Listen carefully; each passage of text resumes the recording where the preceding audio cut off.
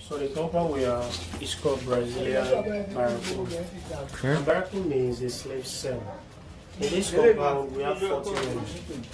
In each of the rooms, 40 slaves were kept in each of the rooms.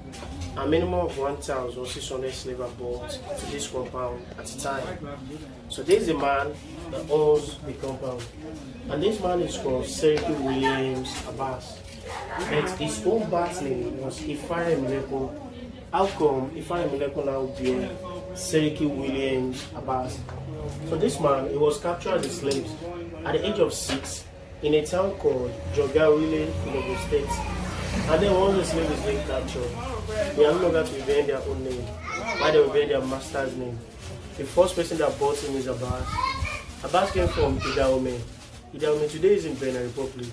He took him down there, he used him as a domestic slave. And later on, Abass sold him to a white man called Williams. It was the Williams that took this man down to Brazil and also used him as a domestic slave. So when he was in Brazil, Williams taught him how to read and write. And later on, he called the man, if you want me to release you, you are going to work under me. So that was the condition given to this man before the man was released. So he brought him back to Nigeria. He first settled down at Lagos Island. So as I'm talking to you now, this man has so many houses in Lagos Island before moving down to Badagry to come and settle down. In the year 1840, it was Mr. Williams that built this compound for him in the year 1840. So that's why the man is wearing Seriki Williams Abass, because when this man came to Badagry, he was given a title called Seriki Muslimi of Badagry. And up to date, the family of the man still remain the Seriki Muslimi of Badagry up to date. So that's why the man is wearing Seriki Williams Abass. Why did he leave Lagos Island? Because of the business. That's why he came here, because there is an exit out because of the point of no return. So when this man came to Badagry, he also went back to Ogun State where he was captured.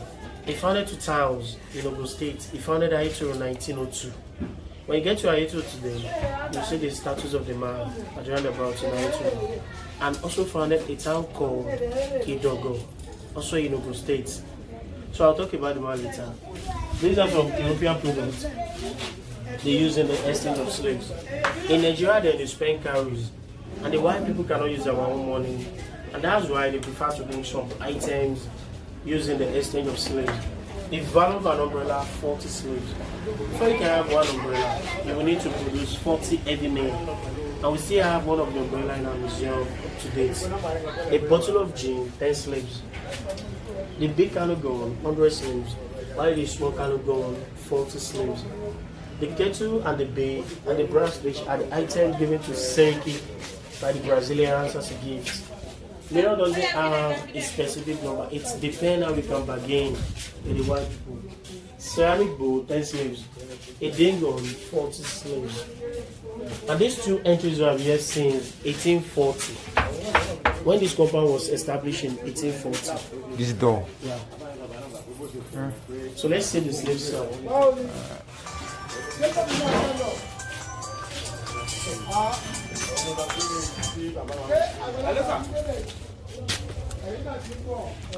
Want to see the slave cell. Brazilian Barracoon. 1840. Slave trade started in what year and ended in what year?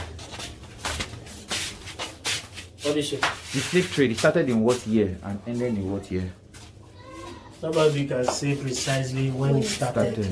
But slavery ended in Badagry in 1886. 1886. So you can't say, nobody can say precisely when it began. As we did. So there's a man we are talking about, and this is how the man is normally dressed as a Seriki then. So these are the member of Council of Seriki.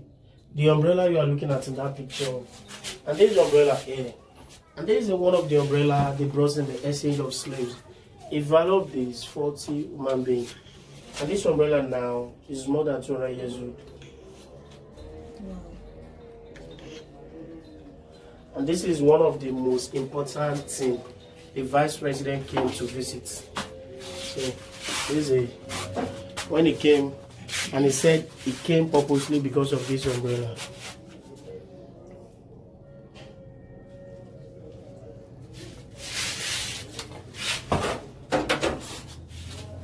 So we have some chain they also use on the slaves, and this chain is called heavy chain. The heavy chain is meant for the stubborn slaves. So why this one is called ankle shackles? The ankle shackles is meant for two people, one here and one in another person's slave, and this is where they will padlock it, so that they will not run away while working on the farm. The children also have their own chain, and this small chain is meant for the children, because then once the family is being captured, they will not send the children along with their parents. The children will serve as a bonus to the person that bought their parents. And once they grow up, they will send them to another country, so that they will not see their parents anymore. And that's why when they abolished the slave trade, most of the slaves cannot trace their roots. So this object is called iron drilling bit. Iron drilling bit, they use it to write their name at the back of their slaves, in order for them to identify their slaves. Anytime they want to use it, it will be very, very hot.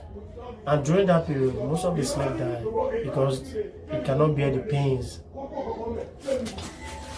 So 40 people are going to this room.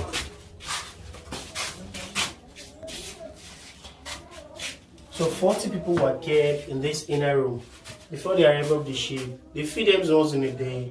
This is where they wee, and this is where they poo-poo. You can imagine how this place will be messed up then. And this is only ventilation they have in the room. And that's why most of the slaves die, because of the heat and the odor. A gramophone record used by Seriki then. And this is one of the bottles of gin they brought then.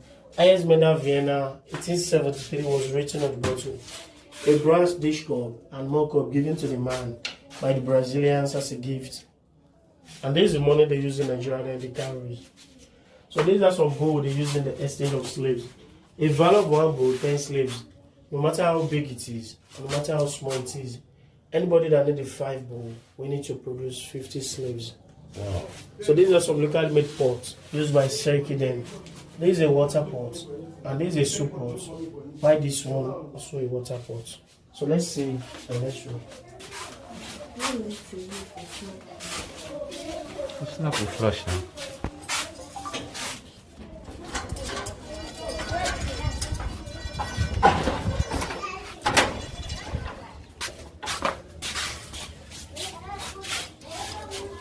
So this is the status of Seriki. The clothes you wore in the picture over there. And this is the original clothes you are looking at here. This is staff was given to him as a Seriki then by General Olugard. A kind of torture given to slaves who disloyal their masters. A dog being used to chase the runaway slaves. Slave at the point of no return. A sorrowful test of a slave in the Barracoon. And this is how they guide them out while working on the farm, in order for them not to eat the farm products or not to communicate with each other, so that they will not plant cook against their masters. Another function in this room.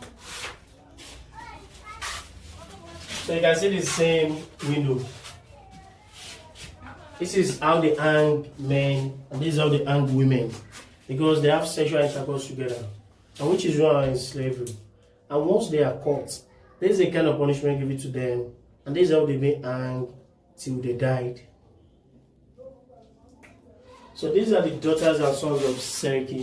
This is the first daughter, the second daughter, and this is the first son. You can see the first son wearing his father's clothes, and this is the last one of Seriki. So this is the present Seriki now. It's the grandchild of Chief Seriki. Seriki, okay. Yeah. Razak Baniri Abass. Yeah. So these are legal tender and promissory notes written by Chief Seriki then. Okay, certificate of registration for... How we do registration here?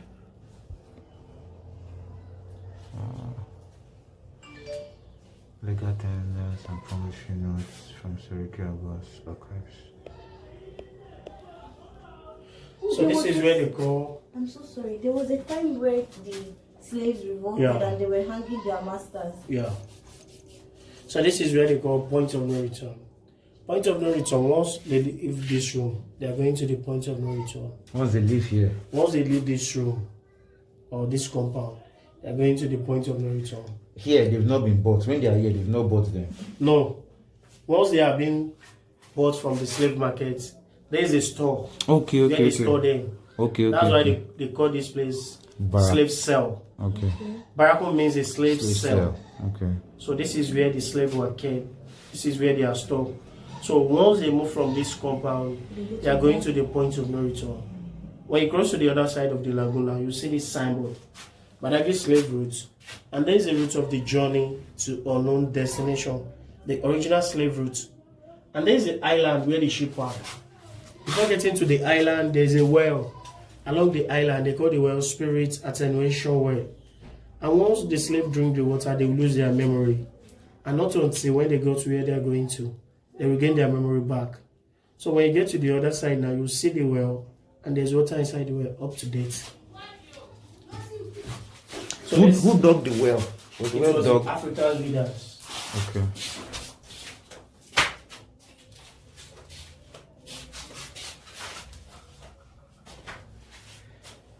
Wow. So there's the court where Seriki passes judgment on the community.